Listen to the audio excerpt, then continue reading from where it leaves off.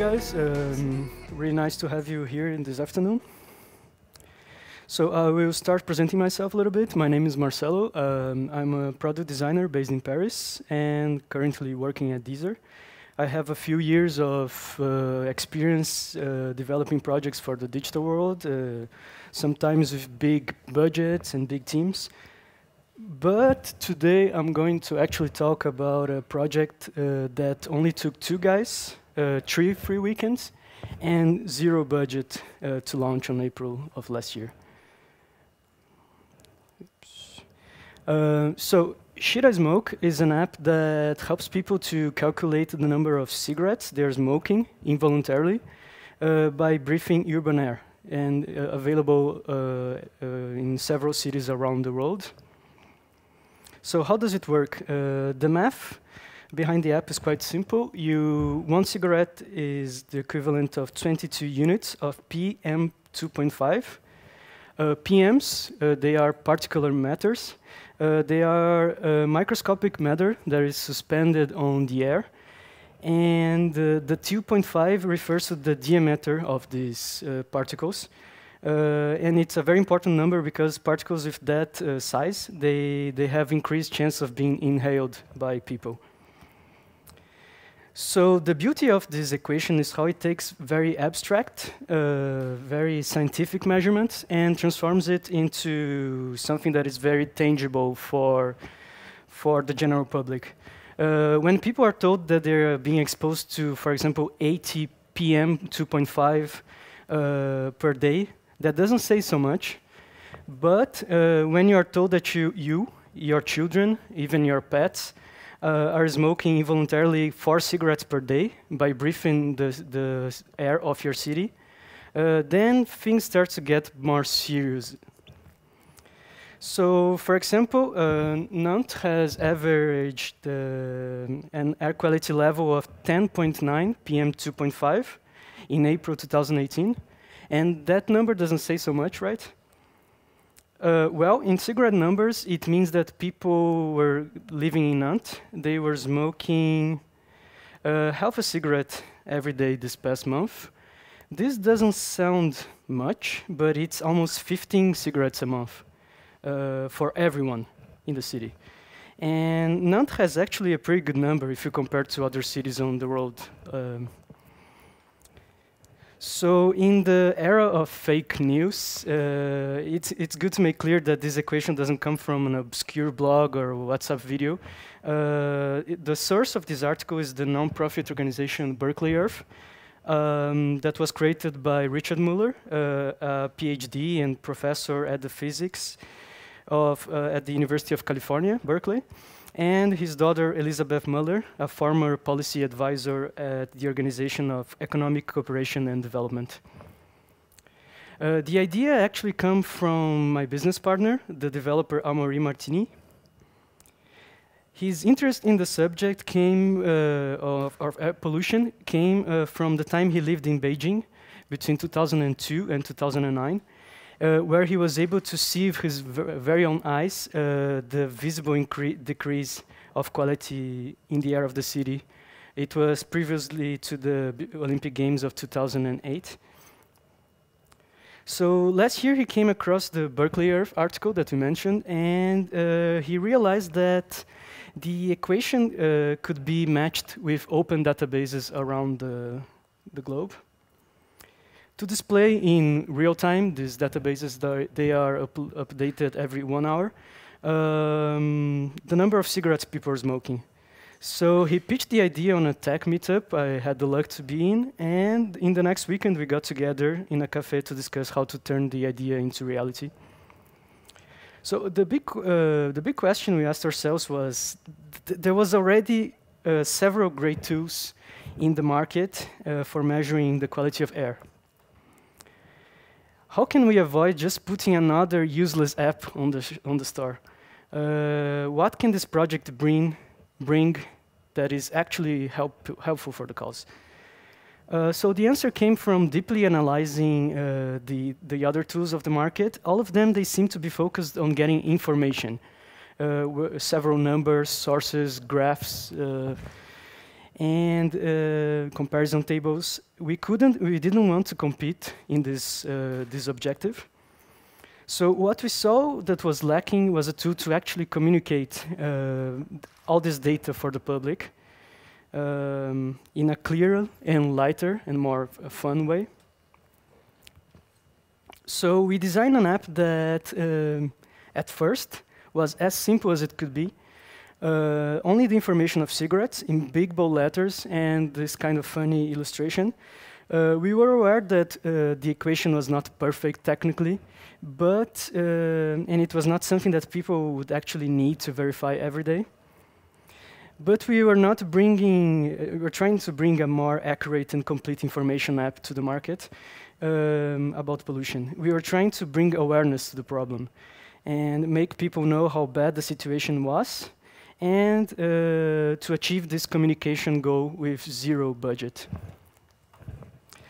So the whole design work reflected our strategy. Shit, I smoke, the name, actually was basically what we said to ourselves in the first meeting when we were calculating the number of cigarettes we were smoking in Paris at the moment. It generated some complaints for more prudish people, but I think it was a very bold communication strategy that certainly helped on getting people to know the project. And it generated some very funny moments, like our beautiful poo-poo icon and some swear words at a local station in New York and some other serious media environments. Although the project was very quick to start, the product evolution process was a very interesting exercise of user experience. We started with an MVP, a very minimal MVP, done in 3 weekends, where the only thing that the user could do was to see the number of cigarettes and to click on a page that briefly explained the math that was done.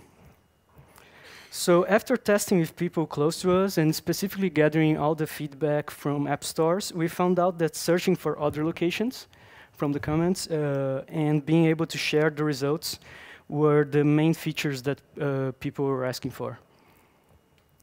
So we kept the emphasis on cigarette information, but now 2 buttons allowed people to see the map where the station was and to search for other locations to get how many cigarettes people were smoking everywhere else in the world. After version 2, users, they were asking a lot about more information and more transparency as well about the information.